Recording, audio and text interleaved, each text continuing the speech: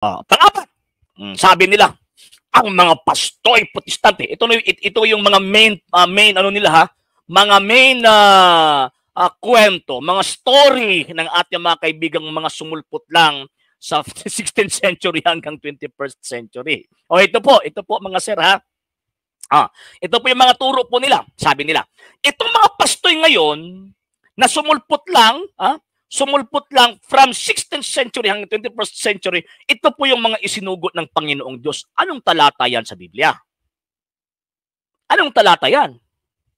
Kasi kung magiging tama po itong mga sulpot na ito, magiging sinungaling ang Panginoong Jesucristo. Ano po yung sinabi ng banal na kasulatan? St. Matthew chapter 28 verse 20, I will be with you always till the end of time. Ako'y sumasa inyo palagi hanggang sa katapusan ng mundo. Hanggang sa katapusan ng panahon. Ibig sabihin, hindi lang po 16th century ito nagsimula.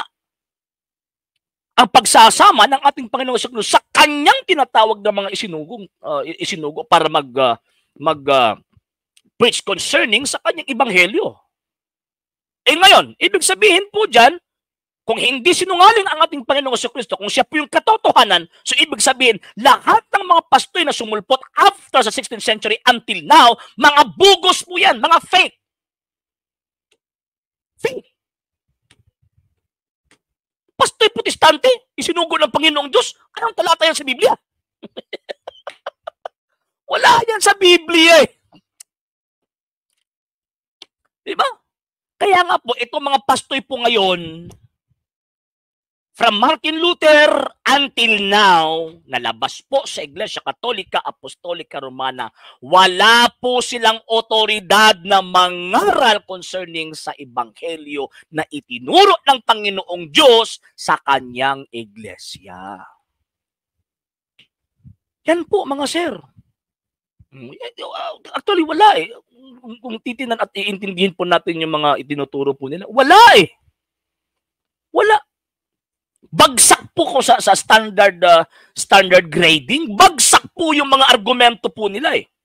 Bible alone lang po daw. Pagkatapos naniniwala sa mga pastoy, ay wag na kayong maniwala sa pastoy ninyo.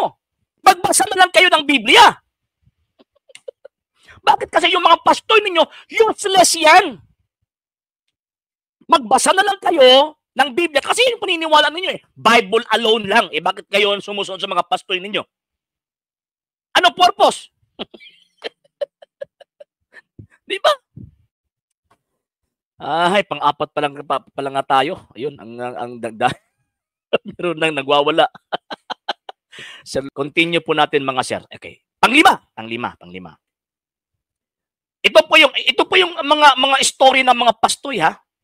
Hindi po ito yung naka-base doon sa tinatawag na mga facts. Okay. Kasi ang labanan po dito, facts versus opinion. History versus story.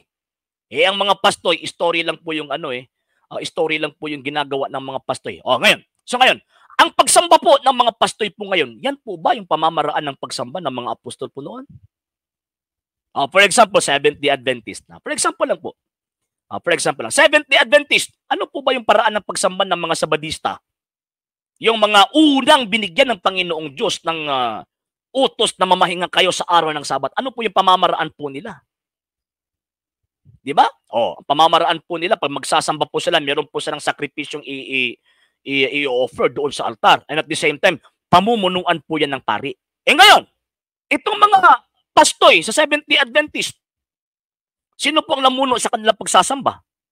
Pastoy, hindi po pari. Meron ba silang ino-offer na offerings? Wala. Anong ginagawa nila? Entertainment. Mabasa po ba yan sa Biblia? Wala eh. Wala po mga sir. Wala po. Hindi po yan mabasa sa Biblia na sa panahon na magpagsamba, mag-entertain kayo ng mga tao. Hindi. Hindi po. Wala po yan sa Biblia. Wala din po sa Biblia na nakaharap yung mga taong magsasamba doon sa podium. Wala sa Biblia yon. Wala sa Biblia na gagamit ng concert. Bubububububug. Wala yan sa Biblia. Diba? Ang sa Biblia ay talagang istrikto yung Panginoong Diyos concerning sa pagsamba. Pagpapasok ka doon sa sanctuaryo na hindi ka pure, ay talagang papatayin ka ng Panginoong Diyos. Di ba? Papatayin ka talaga ng Panginoong Diyos. Pero ito ngayon, mga pasto talagang pakinggan natin yung mga kapatid natin na maganda yung boses, magkakanta yan sa inyo, na i-offer nila sa Panginoon. Yan po ba yung pagsamba ng mga unang mga Kristiyano po noon? Hindi. Alive, alive, alive forevermore. Yan po ba yung pagsamba ng mga... Ay, nala.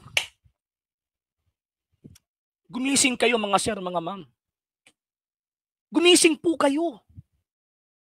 Itong mga hindi Katoliko na nandito, na nakikinig at nanunood sa programa pong ito, gumising po kayo. Giilad ramo. Giilad ramo. Nililinlang lang po kayo ng mga pastor na ito.